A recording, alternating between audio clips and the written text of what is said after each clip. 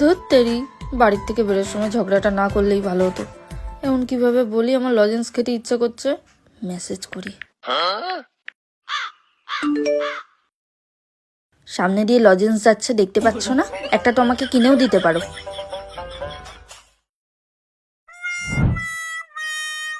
আরে ভাই কটকটি, ঝগড়ার সময়ই সব সামনে আসে।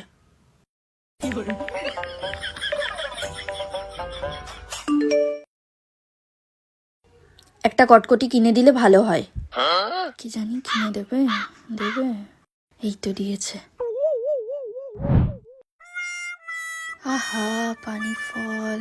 এই লোক যা না বললে তো এনেও দেবে না। ঝগড়ার সময় মেসেজই ভরসা। যান, আমার জন্য পানি ফল নিয়ে আসুন।